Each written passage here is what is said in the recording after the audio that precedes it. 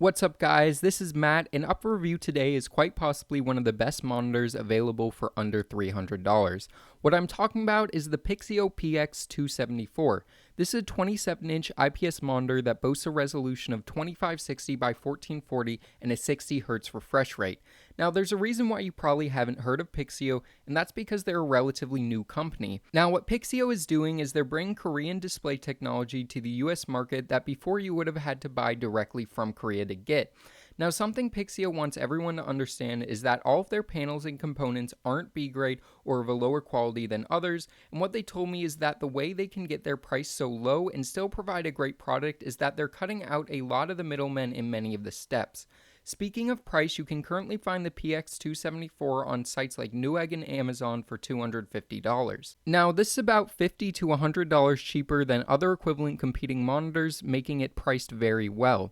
So in terms of packaging, this monitor is packaged reasonably well, and even though there was a decent ding on the outside of my package, the monitor was perfectly intact, so the foam did its job. Other than the monitor itself, in the box you get the stand as well as an accessory box. In the accessory box, you get the really helpful and concise manual, the power brick and cord, a 3.5mm audio cable, and a DVI cable, which is nice to see included. In terms of design, this monitor features a glossy plastic bezel with a thin strip of plastic at the bottom with a faux brushed aluminum finish. We also find a bright red Pixio logo on the center bottom of the monitor, which I'm personally not a big fan of because it really takes away from the otherwise very clean and sleek design. On the back we find a matte textured finish covering its entirety. Also on the back we find VESA mounting holes, which may come in handy because though acceptable, the stand isn't amazing. It features a glossy plastic base with a clear plastic stem, which does look pretty nice. Though it looks nice, the stand only allows for forward and back tilt and no other adjustment, which for someone like me is fine, but for those of you that want more adjustments, the VESA mount will come in handy for attaching a third-party stand. When I first turned on the monitor, the first thing I noticed was how great the colors looked. IPS panels produce some amazing colors, and this panel is no exception. I've dealt with some pretty high-end IPS panels in the past, and this honestly looks just as good as any of those. I was also happy to see basically no backlight bleed, which is a problem that plagues a lot of IPS displays. In terms of resolution and size, 27 inches at 1440p is amazing as it gives you a little over 100 pixels per inch, which many people consider to be the sweet spot in terms of having the items on screen highly detailed but also still big enough to read without using Windows' awful resolution scaling.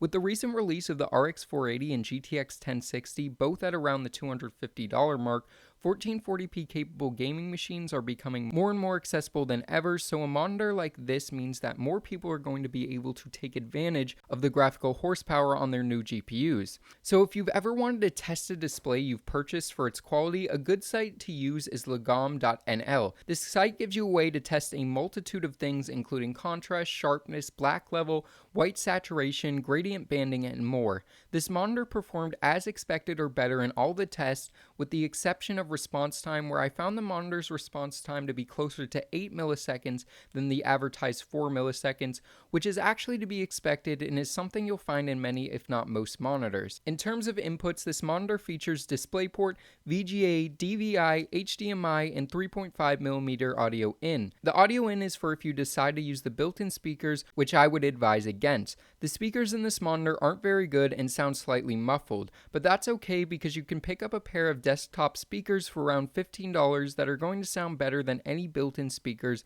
on any monitor, especially this one. In terms of UI, the menu is decently laid out and allows for some pretty extensive adjustments, allowing you to adjust the monitor to your exact liking. I, for the most part, liked the settings right out of the box, so I only slightly adjusted a few things to get it looking exactly how I wanted.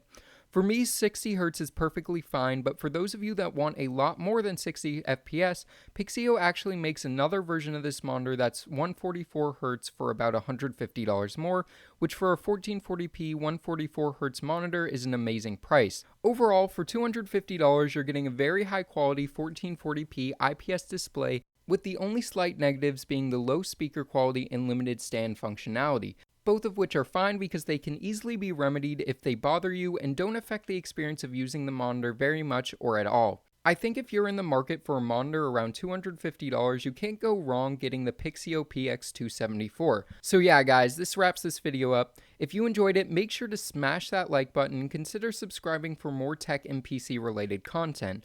And as always, this is Matt from Tech by Matt, signing out.